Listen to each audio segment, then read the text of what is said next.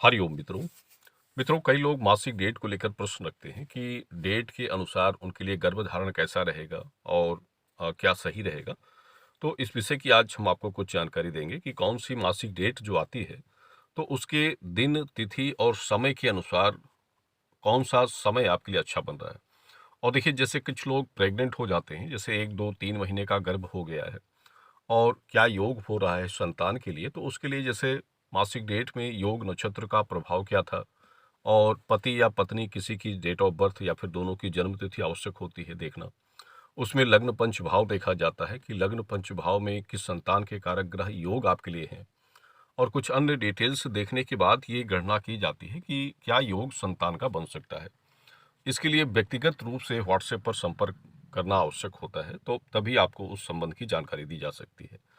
और आज के इस वीडियो में हम आपको मासिक डेट का चक्र जो आता है, तो वो तिथि, दिन और समय के अनुसार कौन सा उत्तम होता है, हम दोनों पक्षों को आपको बताएंगे, शुक्ल पक्ष और कृष्ण पक्ष।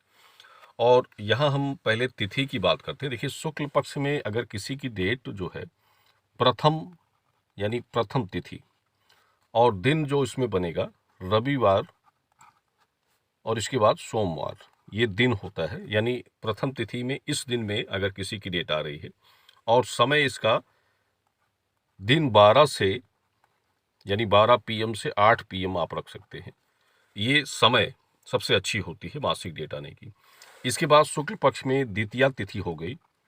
द्वितीया तिथि ये भी अच्छी तिथि मानी जाती है। और इसमें मंगलवार और शुक्रवार की डेट अच्छी रहेगी। इस तारीख में, इस तिथि में अगर इस दिन में डेट आ रही है, और इसमें सुबह 10 से रात 10 के बीच, यानी 10 AM से लेकर 10 PM तक जिसकी डेट इनके बीच में आ रही है तो अच्छी रहेगी। इसके बाद शुक्ल पक्ष में छठी तिथि जो हो गई, छठी भी अच्छी तिथि मानी जाती है। और इसमें दिन शनिवार और इसके बाद गुरुवार, यानी दोनों दिन अच्छे रहेंगे। और इसमें समय की बात करें तो सुबह 4 बजे से लेकर सुबह 4 बजे से और शाम के 7 बजे तक, यानी शाम को 7 बजे तक जिनकी डेट आ रही है तो उनके लिए ये सबसे अच्छा रहेगा। ये डेट सबसे अच्छी मानी जाएगी। इसके बाद अष्टमी तिथि, सप्तमी तिथि पहले देख लेंगे। सप्तमी तिथि भी अच्छी होगी। और इसमें दिन की बात करें तो रविवार और गुरुवार, ये दोनों दिन अच्छे रहेंगे सप्तमी तिथि में, शुक्ल पक्ष में जिनकी डेट आ रही है। और समय की बात करें तो रात 10 PM से लेकर सुबह 6 AM तक, यानी सुबह 6 बजे के बीच, यानी रात में जिनकी डेट आ रही है इस दिन में, वो उनके लिए अच्छा होगा। इसके बाद अगर आगे देखें तो सप्तमी के बाद अष्टमी भी अच्छी तिथि होगी।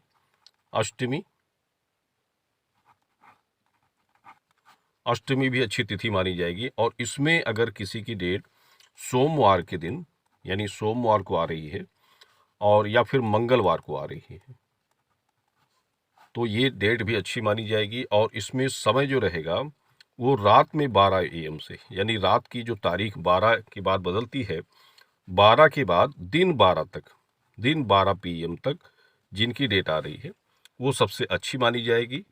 और इसके बाद शुक्ल पक्ष में द्वादशी तिथि, यानी द्वादशी तिथि में जिनकी डेट बुधवार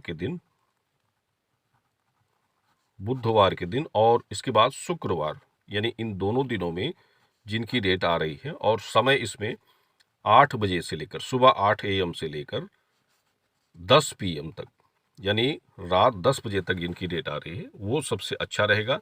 और इसके बाद एक पूर्णिमासी होती है, यानी पूर्णिमा के दिन जिनकी डेट आ रही है, पूर्णिमा के दिन जिनकी डेट आ रही है वो भी अच्छी मानी जाती है। और इसमें दिन होना चाहिए शनिवार सबसे अच्छा दिन रहेगा पूर्णिमा के दिन। उसके बाद बुधवार भी अच्छा दिन माना जाएगा। और समय इसमें 24 घंटे आप मान सकते हैं, यानी इन दोनों दिनों में 24 घंटे में जिनकी भी डेट आ जाती है वो सबसे अच्छी तारीख रहेगी। और देखिए, एक परसेंटेज की बात की जाती है। यहाँ जो आप परसेंटेज देख रहे हैं तो दिन के हिसाब से और तिथि के हिसाब से परसेंटेज रखा जाता है। जैसे यहाँ हम देख लें तो ये 50% के हिसाब से देखा जाएगा, और द्वितीया तिथि में ये सबसे उत्तम 75% मान लीजिए, और छठी तिथि भी आप 70% के योग के हिसाब से मान सकते हैं, और सप्तमी तिथि में 65%, अष्टमी तिथि में 55% आप ले सकते हैं, और दसवीं तिथि में सबसे उत्तम परसेंट होता है तो इसमें 80% आप मान सकते हैं। पूर्णिमा में हो जाएगा आपका 60%। तो एक परसेंटेज है जो आपके गर्भधारण और संतान योग को बनाता है। और इसके बाद परसेंटेज की जो बात होती है तो उसमें योग और नक्षत्र भी देखा जाता है, और यहाँ हमने योग नक्षत्र नहीं बताया है क्योंकि जैसे आपने प्रश्न कुछ लोग करते हैं तो दिन और समय की बात करते हैं, तो हमने दिन और समय के बारे में बताया है। और इसी तरह से हम आपको अब कृष्ण पक्ष के बारे में बताएंगे कि कृष्ण पक्ष की कौन सी तिथियां, कौन से दिन अच्छे होंगे। देखिए, कृष्ण पक्ष में सबसे उत्तम तो चतुर्थी माना जाता है। चतुर्थी तिथि ये सबसे अच्छी तिथि होगी, और दिन इसमें बुधवार और इसके बाद शुक्रवार, ये भी सबसे अच्छा दिन माना जाता है डेट आने का। और समय की बात करें तो इसमें रात 10 PM से लेकर और सुबह के 6 AM तक, सुबह 6 AM तक गर्भधारण के लिए ये मासिक डेट सबसे अच्छी मानी जाएगी। और इसके बाद पंचमी तिथि, कृष्ण पक्ष की पंचमी तिथि भी उत्तम तिथि रहेगी।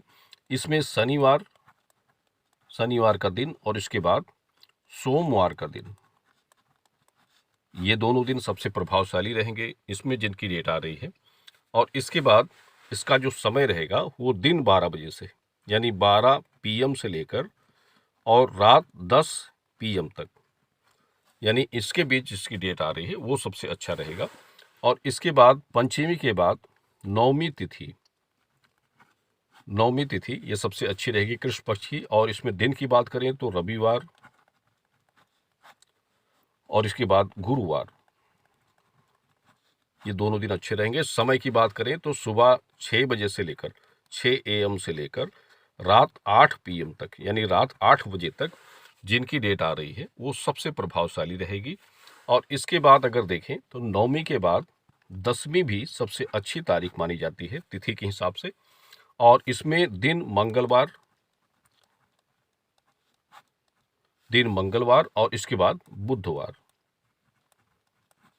ये दोनों दिन प्रभावशाली रहेंगे। और इसमें अगर समय की बात करें तो रात 1 से, यानी रात में 1 जो बजता है 1 बजे से लेकर और सुबह के 10 बजे तक जिनकी डेट आ रही है वो सबसे प्रभावशाली डेट मानी जाएगी। और इसके बाद 10वीं के बाद त्रयोदशी जो होती है, यानी 13 जिसे कहा जाता है, त्रयोदशी, ये सबसे अच्छी तिथि रहती है।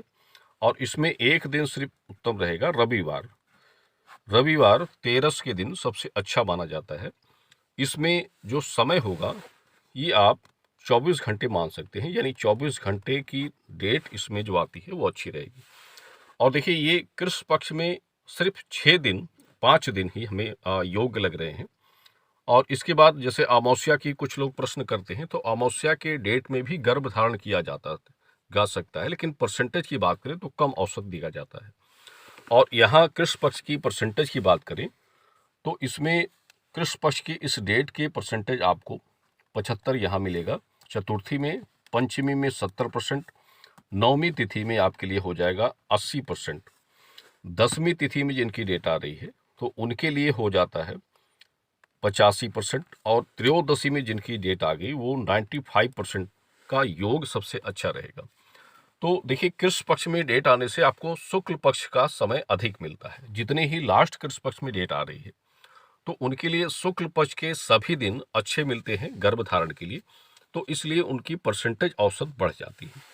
तो इस हिसाब से आप अपने गर्भधारण की जो डेट आ रही है तो उसका एक औसत निकाल सकते हैं। इसके बाद जैसे हमने बताया कि योग और नक्षत्र ये भी देखे जाते हैं और उनका भी प्रभाव देखा जाता है। हमने पहले भी इसके पहले वीडियो में जानकारी दी है, योग और नक्षत्रों का औसत अंक क्या बनता है। यहाँ हमने तिथि, दिन, समय के हिसाब से बताया है। तो आप जैसे डेट आपकी आ रही है तो आप शुक्ल पक्ष में आ रही है या कृष्ण पक्ष में आ रही है, तो इसमें दिन आप समय देख सकते हैं, दिन देख सकते हैं, तिथि देख सकते हैं। तो इसके हिसाब से अपनी मासिक डेट के हिसाब से ये गणना कर सकते हैं। धन्यवाद मित्रों।